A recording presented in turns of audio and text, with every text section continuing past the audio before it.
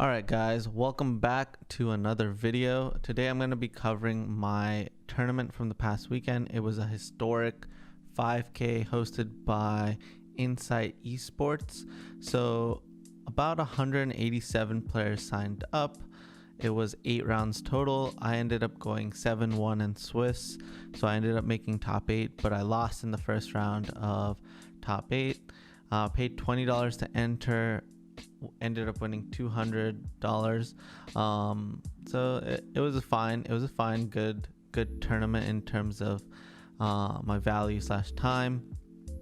But I wanted to talk about what I ended up playing. So I ended up playing Temur Phoenix. I posted a video on Friday, basically the same exact 75 I ended up playing. Also, I posted a sideboard guide in the description, playing exactly that, and my preparation really lined up well for the tournament. And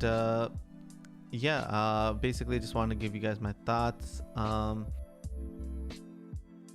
Basically I ended up losing to blue-black rogues in Swiss once. I beat it once as well, so I went 1-1 against that, and then I lost to Jun Cat in the first round of top 8. Both of the games I felt like I made the best possible decisions. I don't think that there was a decision I could make that could have gotten me a different result.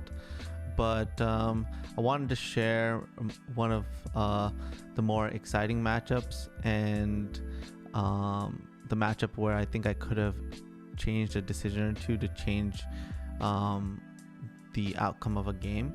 And that was my game against PV, which I'm going to be sharing next. If you guys don't know who PV is, he's considered like the best Magic player of all time. I got the pleasure of playing him in my win-in. Fast forward, I ended up winning, but I lost game 1, and I felt like I could have made different decisions, and that's why I decided that was the game that we were going to go over. It's a pretty interesting game, so yeah, we'll go over that game. And before we do that, just want to talk about one last thing. During my tournament, I had a realization after playing against a blue-red Phoenix player who was playing Saheeli.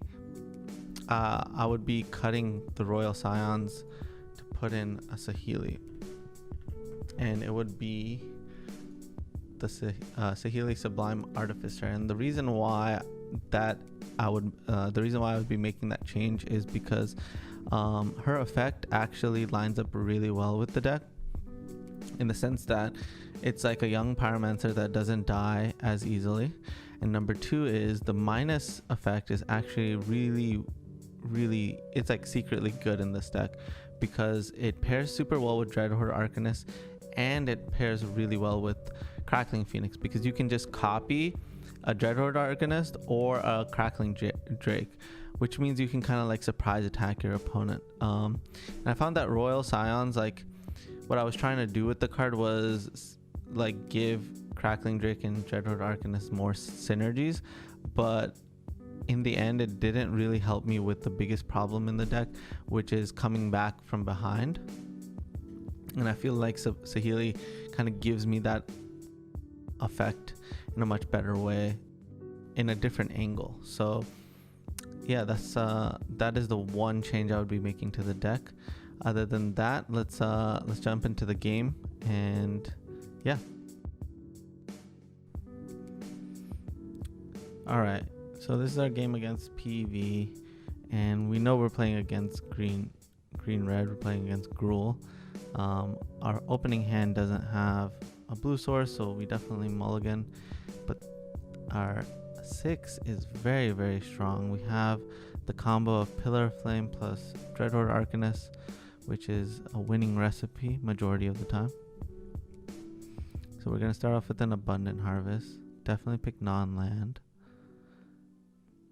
And this next turn we have an option of just Pillar of Flaming and opting, but we know that they have no answer to Dreadhorde Arcanist in their main deck besides having like 2 Bone Crusher Giants. So just being able to play, just getting our Dreadhorde Arcanist online with Pillar of Flame should be good enough. But it looks like PV has a pretty insane turn 2, putting a whopping 10 power on board, and so we're kind of put in a pretty bad spot. So since we can't attack, we might as well start off with an opt to figure out some alternative decisions. We end up hitting a Phoenix, so that means Faithless Looting is live.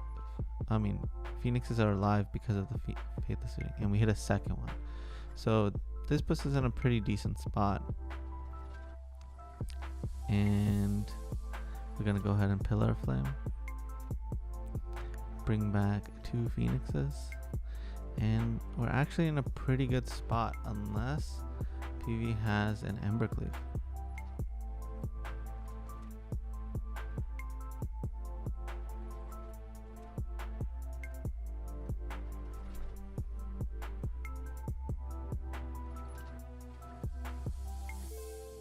Alright, so this attack, pretty good. It doesn't allow us to get the full value off of the Phoenixes. And us drawing another Phoenix is actually not very good unless we're able to find another discard outlet. So we end up going with the Brainstorm. And we basically hit a bunch of stuff we can't cast. So our position is pretty bad.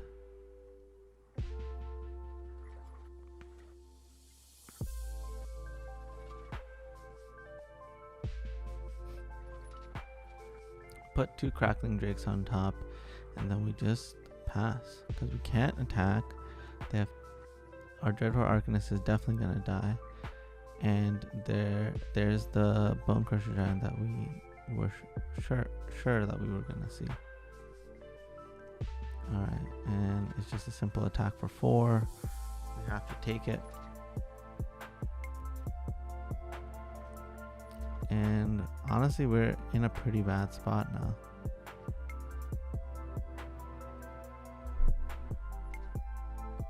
So we have a couple of decisions.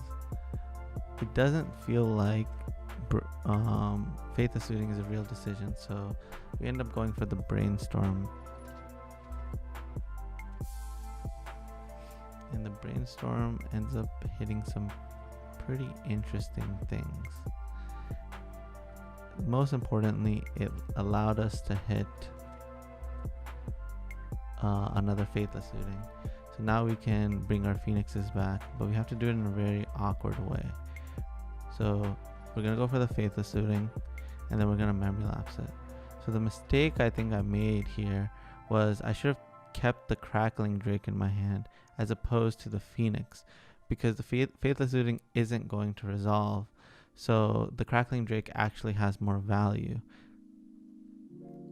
Because if we end up playing something next turn, we would rather it be a Crackling Drake because it gets through our library much quicker.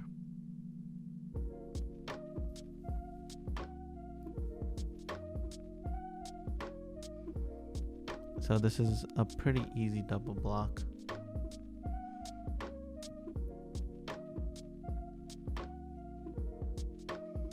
And this is a spot where I'm forced to play a Phoenix.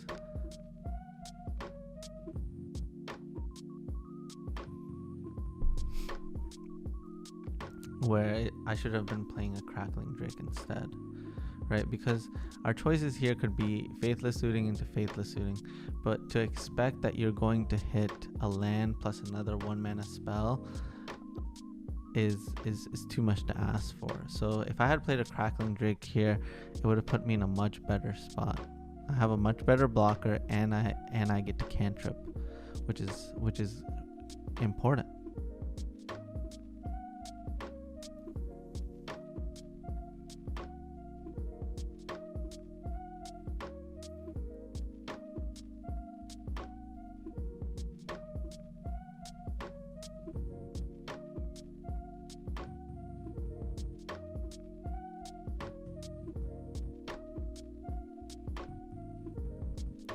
Alright, this seems like a pretty straightforward attack. This is a pretty straightforward block. Because we still have the Pillar of Flame in the yard. And again, we're at the same spot. Except for we played a Phoenix last turn. And again, like casting Faithless Looting into another Faithless Looting to expect to hit a land plus a spell. That's just unreasonable off of 3 cards.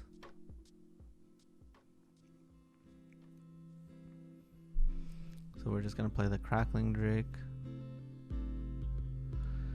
Oh, we end up going for the attack. And we end up hitting we ended up hitting the Burning Tree Emissary, which I think was completely wrong. Because if I hit the Voltaic Brawler and then they end up double blocking, we still get to get rid of a Llanowar Elf. And now they draw the second red, which means that we're gonna get destroyed by an Embercleave. But imagine that was a Burning Tree Emissary instead. That means we still get to trade with it and we get to live. So I really feel like we gave up that game based off of the small decisions that we made that ended up mattering. They ended up mattering a lot.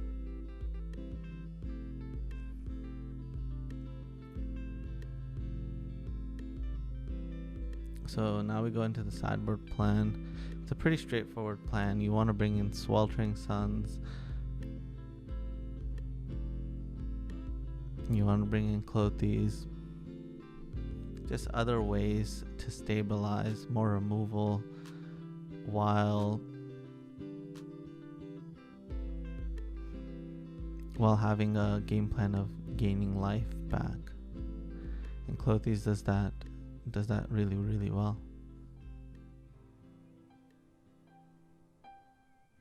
So game 2, we're down a game. And we have a super solid hand that pairs really well with Sweltering Suns.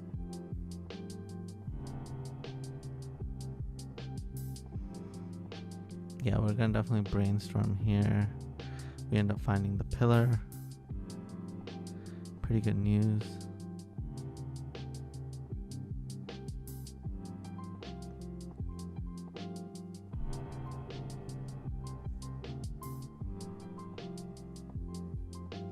Play a Spirebluff. We just go ahead and start off with the pillar.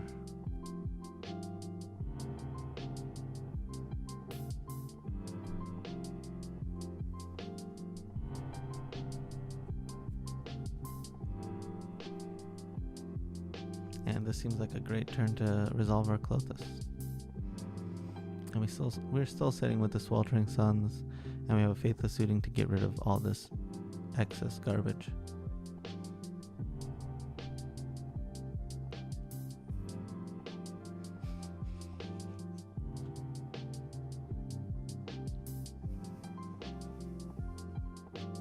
Scavenging Ooze comes down. We take 2, we go to 16. And the Scavenging Ooze can eat something, so this is an actual decision. So do we value the pillar more, or do we value the Brainstorm? And since we have the Faithless Looting, I think I value the pillar more, because if I do put down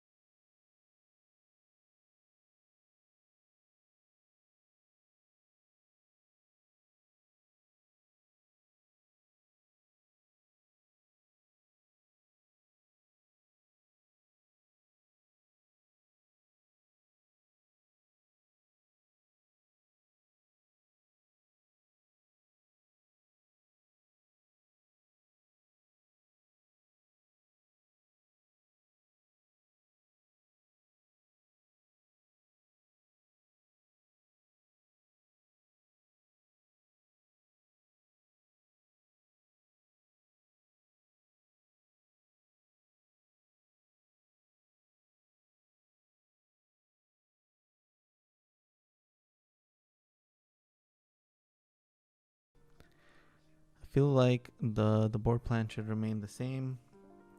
One thing I noticed that PV wasn't playing was Cindervines or Klothys, and both of those cards seem like aces in the matchup. So I was really happy to not see those. But what I did see was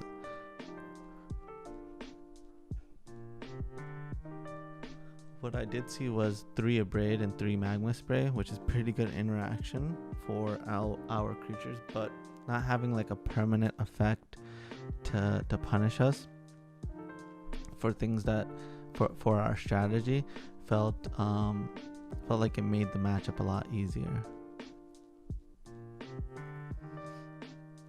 We decided to bring in 1 Cindervine because PV was playing 2 cages, so it just gives us a hedge against the cage. And we're also on the draw, so boarding out a land doesn't seem like the worst idea. And this is a turn 1 elf. We drew a red source, thank God, and we have an answer. Always bolt the bird. Alright, we have so many answers to this.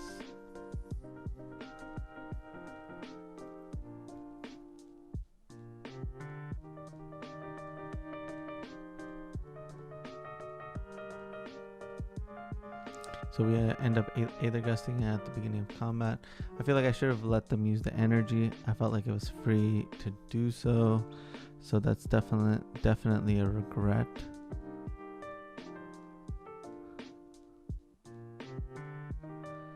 And we have an axe for this, so it's not that scary. But we end up hitting a Dreadhorde Arcanist. And so we can either deal with this threat now.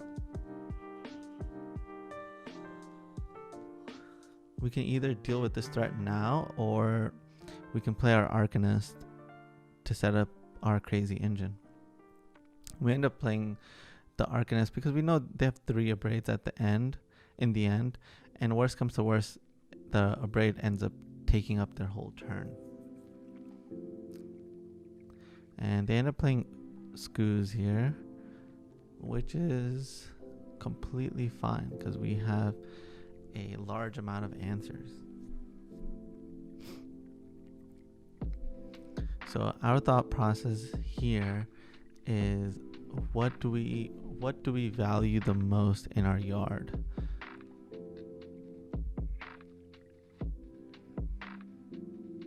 And to me, I think keeping the axe around is what I value the most, because axe deals with every single threat that they could possibly put out.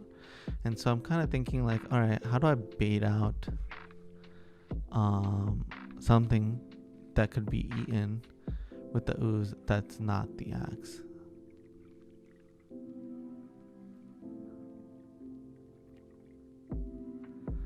But maybe that was a mistake, because we could have just used the axe on the scavenging ooze and then have just been completely fine.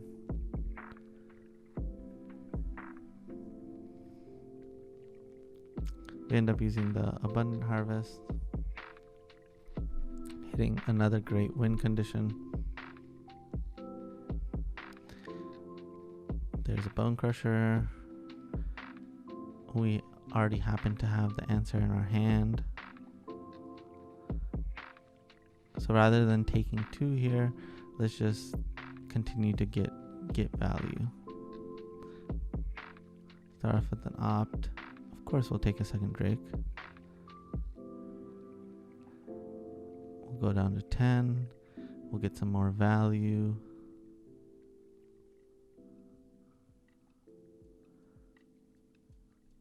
And we take that because it pairs so well with Crackling Drake.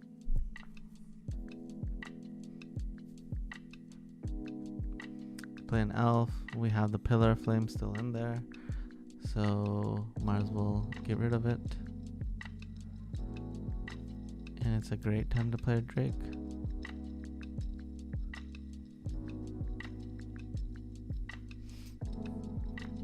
And it seems as though we got pretty much everything covered. Trading with this questing beast, it just seems like a complete free trade. We already drew a card off of it. We already have a second one.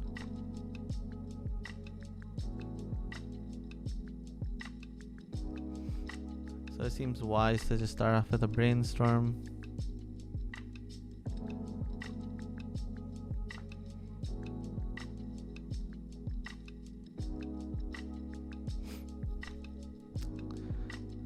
Still feel like we have everything covered, so we might as well continue to leave everything open. Play a second Dreadhorde Arcanist after this Brainstorm. Play a land and leave open Aether Gust, because how is their deck supposed to play around that?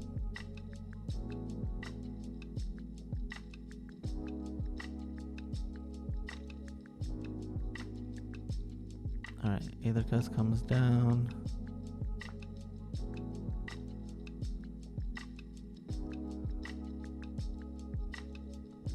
Great time to attack. Time to bring this Faithless Looting back.